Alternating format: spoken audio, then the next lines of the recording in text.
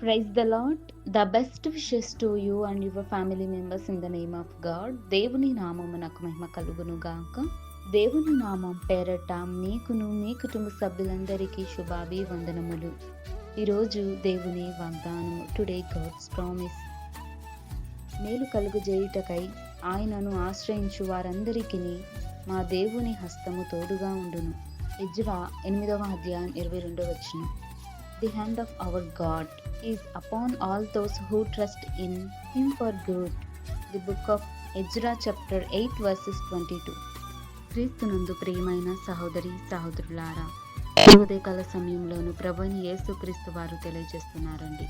చూడండి, ఎజ్రా ప్రవక్త గారు దేవుని యొక్క మాటలను గురించి, దేవుని యొక్క సువార్త పరిచర్య నిమిత్తం ఆ యొక్క అన్యజనులందరి వేళల దేవుని యొక్క సువార్తతో కూడినటువంటి ఆ యొక్క మాటలు తెలియజేస్తున్నాడండి. చూడండి, ఎవరైనా మేలు చేయటానికై ఎవరైతే ప్రభువుని యేసుక్రీస్తును ఆశ్రయిస్తారో వారందరికీ మా దేవుని హస్తం తోడుగా ఉంటుందని ఎజ్రా గారు అన్యజనుల మధ్యన ఇశ్రాయేలీయులందరితోనూ తెలియజేస్తున్నారండి. అయితే ఇక్కడ దేవుని యొక్క మాటలను గురించి దేవుడు సెలవిస్తున్న ఆ యొక్క వాగ్దానాల రీతిగా ఎజ్రా గారు తెలియజేస్తున్నారు. అయితే మన సంఘాలలో కానీ మన చర్చి విషయాలు అనేక మంది దేవుని యొక్క సువార్తమానాలు మనం వింటూనే ఉన్నాం.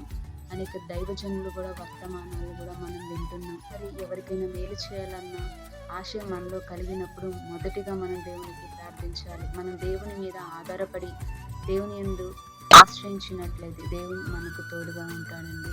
దేవుని యొక్క రక్షణ హస్తం మనకు తోడుగా ఉంటూ మేలు చేయాలనుకున్న వారి కుటుంబాలలో ప్రతి ఒక్కరి జీవితాలలో ఆశీర్వాదకరమైన మేలు దేవుడు జరిగిస్తాడు. వారికి తోడుగా ఉంటాడని దేవుడు తెలియజేస్తున్నాడండి. కనుక మనందరి జీవితాలలో దేవుని యొక్క మాటలను, దేవుని యొక్క వాగ్దానాలను మనం ఇతరులకు మేలు చేసే మంచి హృదయం దేవుడు మనందరికీ, దేవుని యొక్క కృపగల హస్తం మనకు దేవుడు తోడుగా ఉంచును కాక. ప్రార్థన.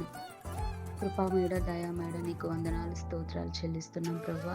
ఈ ఉదయకాల సమయంలో నా తండ్రి, శ్రేష్టమైన ఉదయకాల సమయంలోనికి మిమ్మల్ని అందరినీ నడిపించిన విధానం బట్టి స్తోత్రాలు ప్రభువా. మరి ఎందరైతే మేలు చేయాలని ఆశ కలిగి నిన్ను ఆశ్రయించి ఉన్నారు ప్రభువా, వారందరికీ నీ యొక్క హస్తము మీరు వారికి తోడుగా ఉంచండి. మరి ప్రతి ఒక్కరి హృదయాంతరంగాన్ని ఎరిగిన దేవుడు ఉన్నావు కనుక దేవా, ఆ కుటుంబాలలో ప్రతి ఒక్కరి కుటుంబాలలో మేలు జరిగించమని, మేలు చేసే వారి కుటుంబాలలో కూడా ఆశీర్వాదంతో నింపమని యేసయ్య నామమున అడిగి వేడుకొంచున్నాను తండ్రి.